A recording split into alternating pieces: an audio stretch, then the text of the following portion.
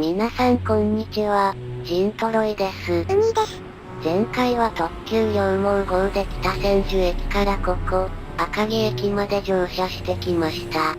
赤城駅は群馬県みどり市大間々町にあり、東武鉄道と上毛電気鉄道が共用している駅です。赤城駅という駅名はその昔、バスやケーブルカーと連絡して赤城山へ行くための起点となっていたために、新大間々駅という駅名から改正されたと言われており、駅名の上部には大間々と記載されております。赤城山へのアクセスとしての役目を終えた後も、町の中心駅として機能しているだけでなく、上毛電気鉄道と東武鉄道を通じて、東京から群馬の中継地点の一つとして活躍しております。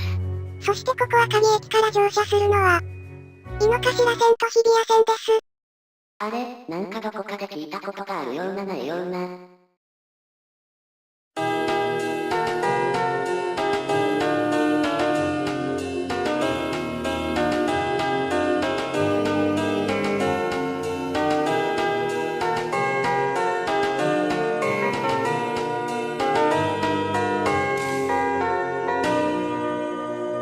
ゆっくりしていってね。赤城駅の上毛線プラットホームで列車を待っていると、懐かしい構内踏切の音とともに、ゆったりとしたスピードで、どこかで見たことがあるような、カラフルな列車がやってきました。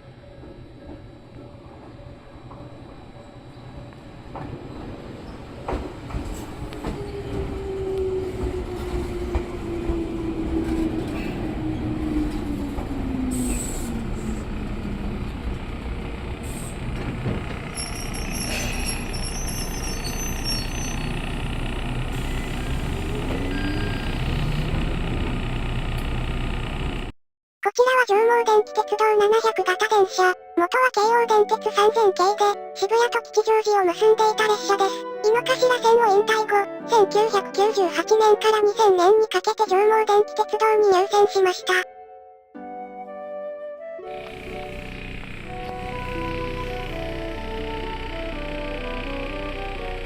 車内は井の頭線時代の雰囲気を残し、屋根には懐かしいファンデリアと呼ばれる、油圧型軸流扇風機が残されています。さらに上毛線に入線するにあたり、ワンマン化も同時に実施、運転席背面の座席を撤去し、そこに運賃箱や運賃表示器を設置、車両後部のドア横には整理券発行機が取り付けられました。さらに近年には次の世代の車両として同じく2024年から、東京メトロ日比谷線で活躍していた03系も仲間入り、800型として再デビューしました。まず最初は東方面西区列車に乗車、東側の終点の錦竜駅へ参ります。さあ、出発進行です。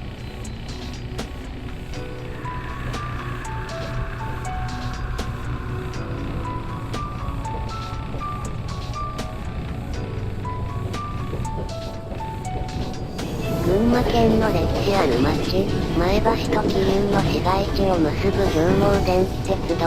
歴史は古く開通したのは昭和3年、もうすぐ100歳を迎えようとしています。国鉄、現 JR 両毛線の前身、両毛鉄道と日本鉄道の一部が通っていない場所の、通勤利便性向上を目的に建設されました。桐生市と前橋市の繁華街付近にターミナル駅を置いたため、東武鉄道の赤城駅以外どの路線とも接続していませんが、他路線との駅同士が近かったり、安い運賃で乗れるシャトルバスが通っていたりするため、あまり不便ではありません。さらにこの路線を含めた日本各地の一部鉄道会社が運営しているサイクルトレインサービスを実施し、なんと鉄道車両の客室内に自転車を持ち込んで、一緒にお出かけすることもできちゃいます。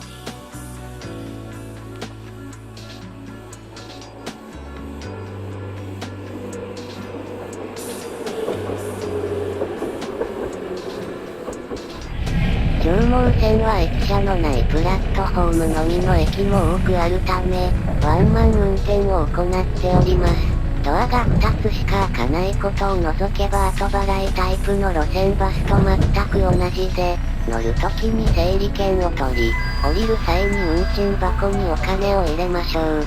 上毛線に限らず鉄道車両タイプのワンマンカーは、先頭車両の最前、最後方の2つのドアのみ開きます。中京王3000系タイプの700型は貫通ほどの表面積が広く、ドアレスタイプなので前車両ドアの確認や移動が簡単にできますが、駅に到着したのにドアが開かない、なんてことにならないよう、事前に降りる支度をし、慌てず一番前に向かいましょう。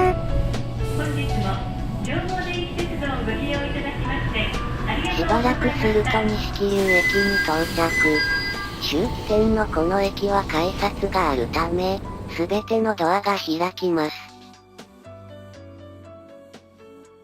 西桐生駅に到着した列車は少し長めに停車してから折り返していきました。現在普及しているデジタル音源とは少し違った、レトロな音色の電子ベルが鳴り響き、乗り遅れているお客様がいないか確認してから、列車はゆっくりと発車していきます。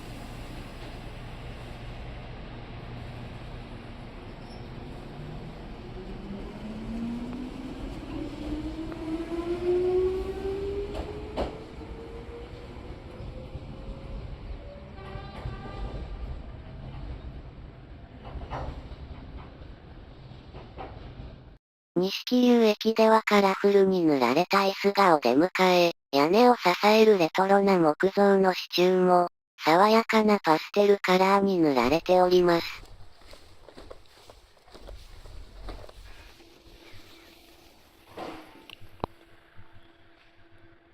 モルタル塗りの壁にピンク色に塗られた窓枠のコントラストが目を引く西桐生駅舎。ニス塗りの木材でできた格子柵状の改札に縦長の木造サッシュ。昭和レトロな中にアメリカンカントリーなデザインが混ざったロマンあふれるこの建物は、1928年に作られた歴史ある建築物で、2005年末に国の登録有形文化財に指定されました。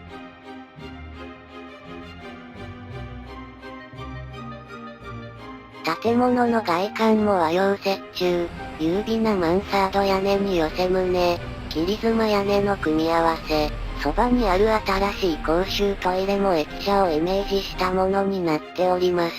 ここ群馬県桐生市には他にも貴重なレトロ建築が多くあります。新しいモダンな平成後期令和生まれの綺麗なインフラと建築物とも入り混じり、街そのものがおしゃれタウンといった感じの雰囲気です。また JR 両毛線と渡良瀬渓谷鉄道の桐生駅も、歩いて10分未満の場所にあり便利です。少しわかりづらい道ですが、現地の案内地図や Google マップなどを使えばすぐわかります。ぜひ皆さんも桐生の街に出かけてみてはいかがでしょうか。ちなみに2つの駅の近くにドンキホーテもあるぜ。いやドンキなんてどこにでもあるでしょうよ。うぷ主その情報いる。ねえ2人ともチューナーレステレビ欲しい買って。てめえ、靴だこの野郎。30以上のおじちゃまで。アホなウプ主は放っておけば勝手に元に戻るので旅の続きをいたしましょう。西桐生駅に戻り再び上毛線に乗車、中央前橋まで参ります。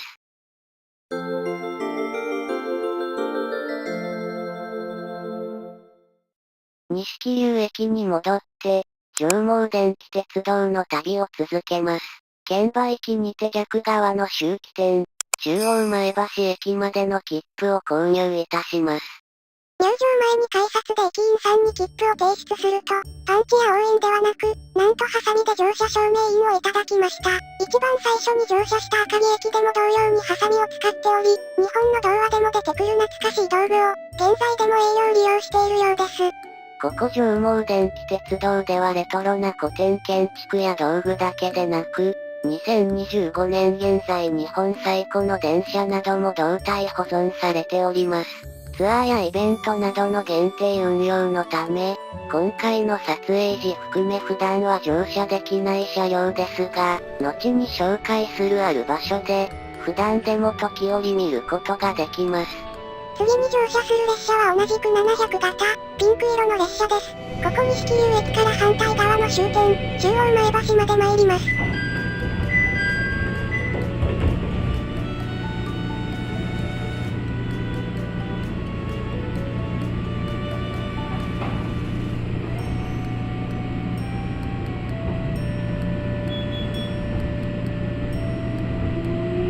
西桐生駅、日本の鉄道の歴史を感じ取れる素敵な場所でした。この動画を作成するための素材を集めるため、後日もう一度訪れましたが、何度来ても飽きず、時々行きたくなる場所だとウプ主は言っておりました。そして私鉄の旧型車両が大好きな人にとって、一番の目玉はこの700型や日本最古の電動客車をはじめとした、お客様を乗せて運ぶための車両そのもの。普段利用しているお客様や観光客の方々、普通の鉄道マニアにとって、胴体保存車以外の車は、日本各地に走っている普通の通勤電車と変わらず、特に気に留めることはありません。しかしウプ主のような旧型新性能車マニアにとって、これほど貴重で記念的価値のある車両はなかなかなく、現役で活躍している間に乗って、撮って、見に行って、楽しむべき車両と言っても過言ではありません。上毛電気鉄道をはじめ、日本各地の地方鉄道で現在も大活躍の旧京王3000系電車、カラフルで美しい前面、エレガントなコルゲーション付きのステンレスボディ、今も昔も見た人を、と振り返らせるようなこの車両は、技術的な側面でも斬新なアイデアが詰まった意欲作でした。時は1962年、京王井の頭線用に3000系電車がデビューしました。後期車を除いた全ての車両が、かつてアメリカにあった金属加工メーカー、バット社のライセンスによって東急車両製造で作られました。バット社はステンレス製の鉄道車両製造を得意としており、世界中の車両製造車にオールステンレス車の製造ライセンスを売り込んでおりました。日本では東急車両製造とライセンスを交わし、東急7000系、南海6000系とともに、日本初のオールステンレス車として製造。今の鉄道では常識となった、オールステンレス製ボディを初めて導入した創世紀車両の一員となりました。それだけでも十分貴重な車両ですが、この京王3000系はさらにもう一つ日本で初めて本格採用したものがありました。ステンレス鋼は錆びにくく軽量で、鋼鉄同様非常に強靭で強いことがメリットとして挙げられます。しかしその反面、他の金属と比較して単価が高く、曲面加工や溶接接合が難しいといった短所も持ち合わせております。そこで樹脂素材の一種でもありながら金属よりも強く、当時自動車などにも採用されていた、カーボンファイバーやグラスファイバーを原料としたプラスチック、FRP 樹脂を前面上部の曲面部分に採用しました。今現在日本各地の鉄道車両では、先頭車の前面のみ FRP や鋼鉄などで作られたステンレス電車がスタンダードとなっており、その組み合わせを初めて取り入れたのも、この京王3000系電車だったのです。今も昔も若者が集うサブカルの発信地渋谷、そしておしゃれでモダンな街吉祥寺を結ぶ井の頭線にふさわしい車両で、当時はステンレスとプラスチックでできた電車、ステンプラカー、という愛称で親しまれました。3000系電車の置き換え用に製造され、現在も走っている京王1000系にも、その美しい塗り分けやデザインが受け継がれ、お客様や沿線の方々を楽しませております。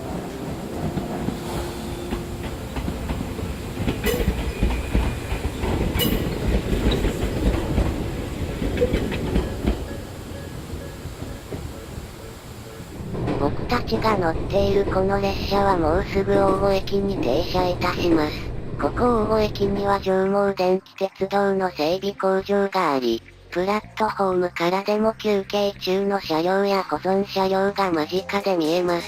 駅を降りて線路脇の道沿いを歩いていくと、700型や800型、胴体保存車のデハ101型などをいつでも眺めることができます。車両基地を撮影しに行った日には他に、東急電鉄長津田工場からやってきたデキ3021号と、東武鉄道七高台研修区出身の手241号、そして懐かしいゴング式のベルを持った踏切警報器を見ることができました。なお西桐生駅舎同様、こちらの大御車庫も国の登録有形文化財に認定されております。事前の予約が必須ではありますが、安価なお値段で車庫内を見学することもできるそうです。日本の鉄道の偉大な歴史を後世に伝える、上毛電気鉄道の設備と列車たち、永遠に残すことができるように、私たちも大切にしていきたいわね。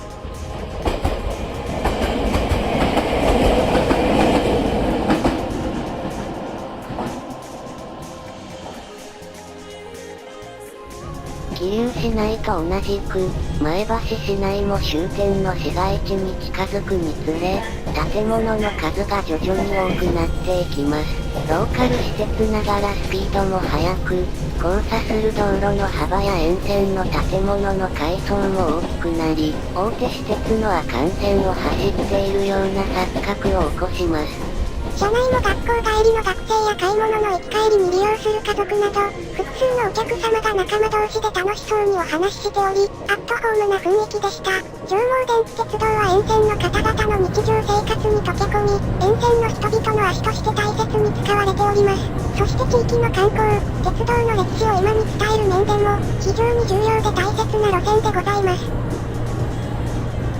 群馬県の綺麗な空気と、大好きな休憩用3000系こと700型をもっと楽しみたいところですが、そろそろお別れの時間です。僕たちの乗っている列車はもうすぐ終点の中央前橋に到着。始発の西桐生駅から55分ほどの乗車でした。広瀬川河畔緑地の水面に車体を映しながら、ゆっくりと中央前橋駅に入線。懐かしいレトロなプラットフォームとガラス張りで美しいモダンな駅舎が、旅の終わりを華やかに締めくくります。